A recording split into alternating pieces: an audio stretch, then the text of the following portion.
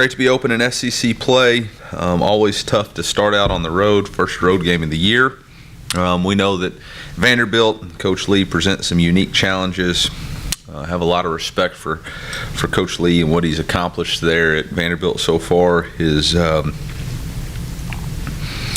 work he's done for that program, the excitement he's built, obviously the investments that they've made into that program and developing it speak to the type of leadership he has and the commitment he has to Vanderbilt. I think his players are a direct reflection of that. His ability to connect to those players, connect to the mission. I think he's done an outstanding job. Obviously, we've had two very difficult games against him the past two contests, both into the fourth quarter, and offensively had to make a drive down there 2 years ago, and last year had to have a 4th and 1 stop to secure the victory. Their offensive scheme is very challenging. They have some really talented players. I think their wide receiver groups is as good as anybody in the SEC. Obviously, I think Will Shepard is an all SEC caliber wide receiver and plays at a high level. He's got elite ball skills, ability to make catch in traffic, create separation. Their quarterback, A.J. Swan, has very good accuracy, sits in the pocket, can deliver the football all over the field, and I know he's been a little bit beat up. But they have capable backups. Kenny Sills started out here 3 years ago against us, so know that they have a deep quarterback room. Defense is very multiple in both coverage and blitz schemes and fronts. They play very aggressive, have a lot of experience, have a lot of players back. Their nickel, C.J. Taylor, who changed from number 13 to number 1, single-handedly almost beat us by himself last year, leaping over our running back and sacking our quarterback, picking it up for a fumble recovery for a touchdown. So we know that they have very capable players, and I know that they're going to have their best shot ready for us at home. So, we have to control the things that we can control. Obviously, their stadium is under construction, and it's going to be a challenge with the new locker room setups and just the whole new uniqueness of that. So we're certainly going to have to have a great week of practice and concentrate and have a great amount of focus and play our best ball as we open SEC. It's always tough to play on the road in this league. From an injury update, Darius Robinson is going to be questionable this week from injury in the game. And we'll see how that goes.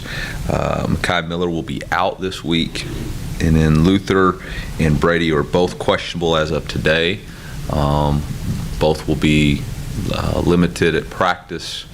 And even if they are available, we'll see. So that's where that's at. And with that, I'll open it up for questions. Eli, what's kind of your message to your team about being ranked, not outside the walls, but kind of inside the walls of your program? Yeah, our goal wasn't to be ranked. Our goal is to play for a championship, and this week is to be 1-0.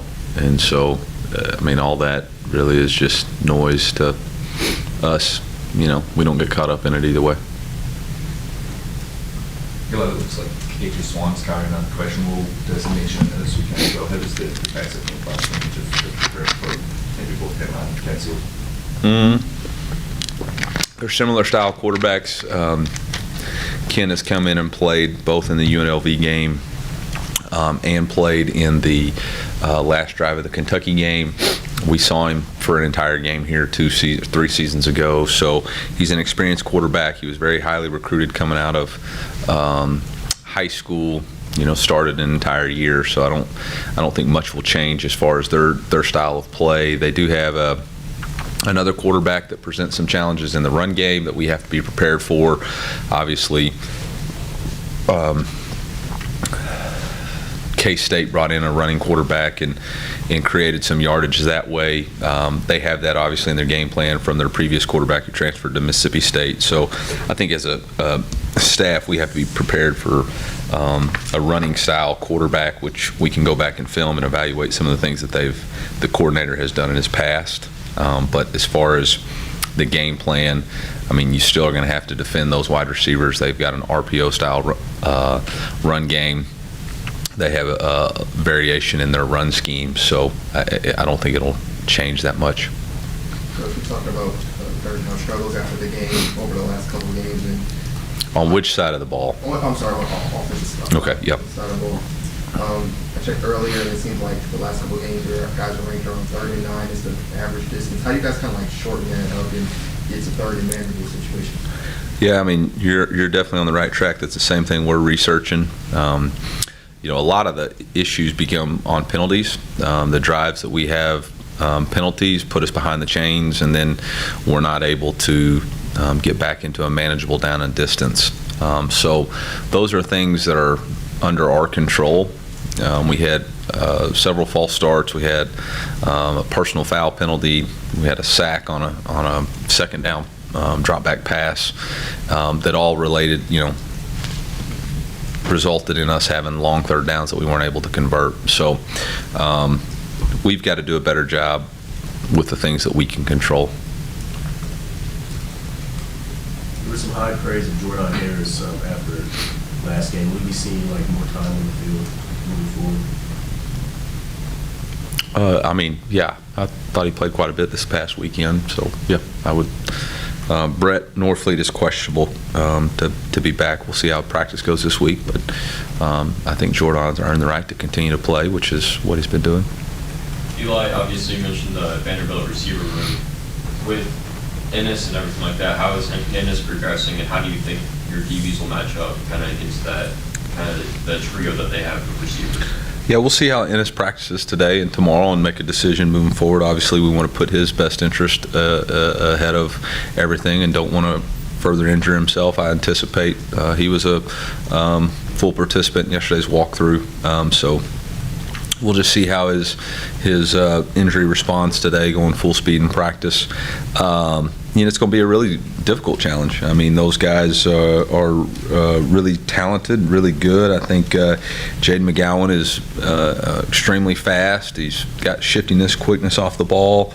I think London Humphreys is the leading yardage per catch in the SEC. So he's got a ability to extend the ball vertical, and then Will is as good as anybody in this league at 50-50 balls, back shoulder fades. So, you know, it's going to be a real challenge, not just for the corners, but also the nickel. Dalen Carnell and Trevez are going to have to really, you know, they're going to get matched up on slots, and then our safeties are going to have to do a better job than we have been providing help. You know, a couple of times where we're getting back shouldered, we're supposed to be in two-man, and our safety's not over the top to make that play. So we got to do a lot better in the pass defense, and we know that and need to work on it this week. Jaden McGowan's one of those receivers. He's also a kick returner. Vanderbilt kind of showcases a pretty good special teams unit. How important is that going to be, and how much of an emphasis are you putting on it this week? Yeah, it's a team responsibility. You know, we haven't really played up to our full potential on special teams yet. We've had glimpses of being successful there, but haven't put it all together. You know, Jaden had really the difference in the game with the kickoff return for a touchdown versus Hawaii. You know, so our coverage teams have got to be really good. Will Shepard, I believe, is their punt returner. So they're putting their best players back, and we're going to have to cover kicks at a high level. And that'll be a challenge for us this week. You mentioned the struggles on third down offensively already. You guys also are kind of struggling in the money downs on defense.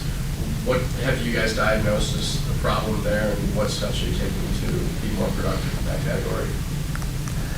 Yeah, there's a variety of issues that, but it comes down to us executing our assignments, coaches making the assignments more clear so that we can play with less confusion and more aggression. We got to stay in our rush lanes. We got to cover better in man-to-man. When we mix up coverages and get to a zone cover, we got to make sure we're matching in our zones. The challenge for us is to figure out what is our identity going to be on third down and stick to it, and not be as much of a hodgepodge kind of pick 'em. You know, let's figure out what we're going to be good at and get good at it. Coach, on that man coverage issue, is that something that's an execution issue, or are there scheme changes, or what are you kind of looking for as far as the fix there? I think it's more technique and fundamentals and making sure that when we have a man, we have our eyes where they're supposed to be and not get caught looking in the backfield. I think too many times we're trying to make a play outside of the scheme. You got to do your job. It's guys wanting to make plays, but you make plays by doing your job within the scheme and doing it well, doing the little things really well. And we just, in man-to-man coverage, we haven't been doing that. Coach, you said after the last game that you felt like you needed to get Marquise Johnson the ball a little bit more. Does the plan to continue involving him heavily in the offense, even if it's just stretching the field? Yep. Yeah, we plan on getting him more. I mean, I said we need to get him more involved in the game. I think he ended up with maybe 13 snaps. Had obviously one reception and then had a carry on the reverse. But I think too much is made about, hey, when he's in the game, we got to force somebody the ball. We just need to get him in the flow of the game, and the play doesn't care who makes it on either side of the ball, right? So there's going to be times where the quarterback is going to go through a progression, it's going to get back to the check down, and that's going to be the play that needs to be made. So we don't want to get to this point where we're on this play, this guy has to touch the ball. We just want to make sure that, all 5 eligibles are running their route, have the ability to catch the ball. If they put us in a certain matchup, then obviously we KYP it, know your personnel, what's your best matchup, and attack it. But this team's going to run a variety of coverages. There's going to be a lot of disguise. So we can't focus and say, hey, this guy's going to get the ball in this play. Everybody's got to be detailed, disciplined, and unselfish in the pass game, and the quarterback's got to make the right read and put the ball where it's supposed to go. I think a couple times recently the way Brady has toughed through a lot, and how that's the team's following that. How important is, you see the kind of personality of this group come together? How important has his leadership been, and the rest of the team kind of taking their cues from him? Yeah, I mean, I think Brady's as tough a quarterback as I've been around, and I've been around some really good quarterbacks. Honestly, there was no way in my mind I thought Monday or Tuesday he was playing in that game. I mean, he could barely walk, but in his mind there was zero chance that he wasn't playing. And so his mindset, he lived here, pretty much 16 hours a day. He takes online classes. He was doing online work in the training room, making sure he could do everything he could to play. And I just think our team saw that. It means so much to him. And then, he took a big hit at halftime, and I wasn't quite sure he was going to come back in the second half. And then he just goes out there and leaves it all on the field. I think he makes the scramble right there that ends up making 4th and 1. And our team sees that. Obviously, I think the number one requirement of being an elite quarterback is toughness, both mental and physical, and I think he's displayed those characteristics. Our team's not perfect, but I do think we're tough. We are a group of fighters now. You look at these last 3 games that we've had to win in the fourth quarter. It ain't always pretty. 3rd downs, 4th downs on either side of the ball are not where they need to be, but you can't question their heart or their grit and their toughness. And when they have to make a play, both sides of the ball are doing it. And I think that's a reflection of leadership, and it's a reflection of our captains. Tyron Hopper, Chad Bailey, Javon Foster, Cody Schrader, Darius Robinson, and Brady Cook are tough young men who are committed to this team, and I think that's a good start. When you talk about, playing gritty, when you've had these close games and, one possession games, you guys have come out on top of them, how does that help you moving into SEC play, that you guys have been there and seen that? Yeah, I think you can always lean back in confidence. They're all really good situations to be in, and your team knows how to execute under pressure. One of our tenets of our team is to play well under pressure, and we've been in those situations for 3 straight weeks, and that's been good for us. And it just gives you confidence that you can do that. Obviously, the SEC is a lot of one-possession games, a lot of fourth-quarter games, a lot of battles back and forth, and we're going to have to rely on these experiences to get us through. And these experiences, you can try to replicate them all you want in practice, but until you have to face that with the emotion of the game, with the crowd, with the realities of the wins or the loss is going to happen, and you got to make a play. I think I mean, I think it's, experience is the best teacher. Dre Norwood left the game late last week in what seems like a lot of pain. What is his status? And if he's not able to go, are you still planning, or is the team still planning on rolling J.C. Carlisle down to the corner position? Drayden is questionable also, I would say. I mean, he was a participant in practice yesterday. Questionable for us is 50-50. It's all going to depend on how he responds. I'll have a better update Thursday on where that is. You know, that was an emergency situation because we're actually rolling him down at corner because of our third down package where we take a corner and slide him into the slot nickel. So, you know, we were down we're really down 3 corners because of Shamar McNeil being out too. So we were able to just slide JC to corner, still move KAD to the slot nickel, and then let Marcus Clark play the field nickel or the field corner. So it worked out. We'll see how that goes today. Eli, what did you see from Chad Bailey kind of in his return from injury? Just a second, my wife sent me a. Sorry, she's trying to call me. Could be an emergency. It's not. Chad, I think, has been doing good. I think you can tell he's still a little bit rusty as far as speed of the game and physicality of the game. It was really good to see him in the run fits. I think he's always really solid there. We got to be better blitzing the quarterback when he's blitzing. So we've got to put him in some more competitive situations this week just to continue to ramp up the physicality of playing. You know, a guy who's missed all of fall camp and the first 3 games, we're just still progressing him back. But I'm really proud of the way he's fought back through injury and obviously still a leader. And it's good to get him going as we get back into SEC play because we're really going to need him. Coach, teams are 12-12 in the red zone and they've got 8 touchdowns on it. How do you kind of get more feel of that? There's a specific change you guys got to do in the red zone? Yeah, we got to cover our guys man to man. I mean, 4 of those 8 touchdowns are busted assignments in man-to-man coverage. Yeah, it's not good. It's not where we want to be, and that's what we've talked to our team about. We're a long way from a perfect football team, and we really got to improve in these areas in a hurry. And they went Luther practical this weekend. Who are you looking to sort of fill in this one? I mean, we've got Daniel Blood to be back. Obviously, Mookie can slide into the slot. Marquise can play at the outside receiver. Josh Manning can play at the outside receiver. So, that's a really deep room, and I know Coach Peeler will have a plan for us.